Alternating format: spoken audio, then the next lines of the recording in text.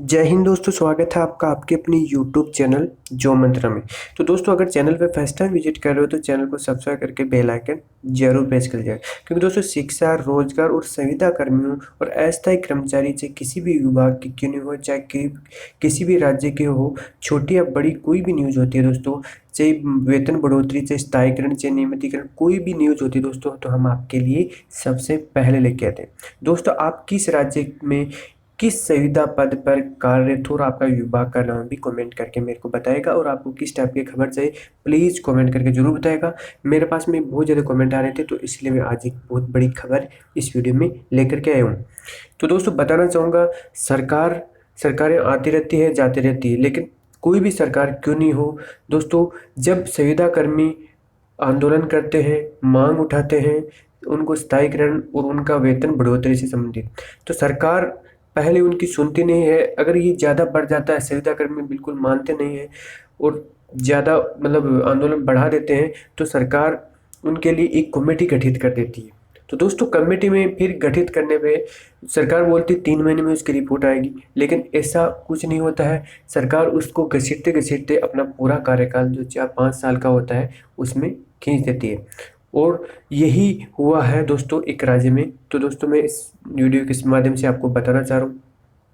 देखते हैं, नए वेतनमान के बाद संविदा कर्मियों पर अब होगा विचार। दोस्तों, ये बिहार की न्यूज़ है, मेरे पास बहुत ज़्यादा कमेंट आ रहे थे।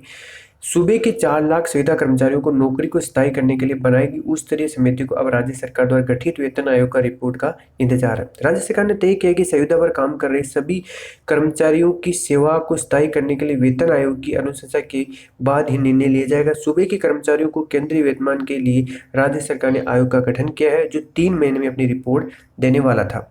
नए संदर्भ में अनुरूप संशोधित होगी रिपोर्ट। सूत्रों के मुताबिक राज्य सरकार ने जब कई दिनों पहले सरकारी सेवाओं में नियुक्ति को लेकर आरक्षण में कई तरह के बदलाव किए थे। महिलाओं, विकलांगों और जेपी सेनानियों और उत्तराधिकारियों की नियुक्ति आरक्षण की नई व्यवस्था की गई, और सरकारी सेवाओं शर्तों में परिवर्तन का असर उच्च स्तरीय समिति की रिपोर्ट पर पड़ता लाजमी है। ऐसे में समिति की रिपोर्ट नई संविदा संदर्भ में अनुरूप संशोधित करना जरूरी, इसलिए तय किया गया कि संविदा कर्मियों की सेवा को स्थायी करने या इस संबंध में किसी तरह के निर्णय के लिए वेतन आयोग की अनुशंसा हाल दिनों में बदले गए सेवा संबंधी नियम, संविदा पर उनकी नियुक्ति की जरूरत आदि के बारे में विचार करना जरूरी होगा।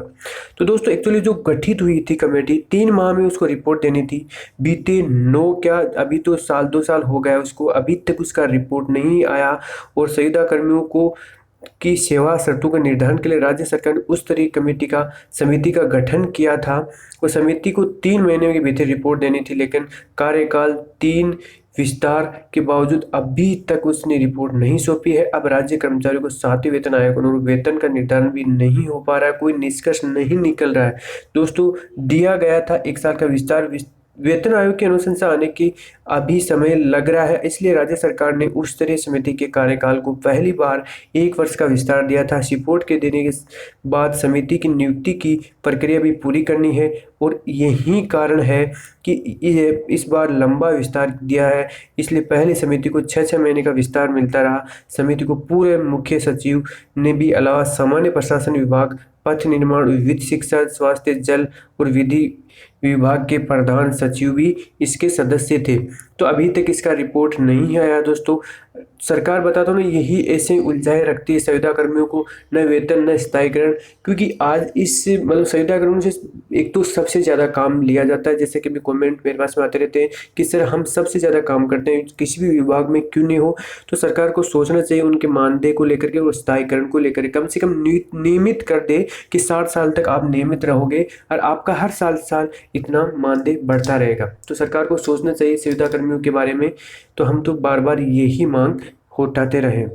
तो दोस्तों, ये थी खबर। आप कमेंट करना बिल्कुल मत भूलिएगा, और वीडियो को लाइक जरूर कर दीजिएगा और अपने दोस्तों में भी शेयर कर दीजिएगा। दोस्तों, चैनल को सब्सक्राइब करके बेल आइकन जरूर प्रेस कर दीजिएगा। जय हिंद, जय भारत।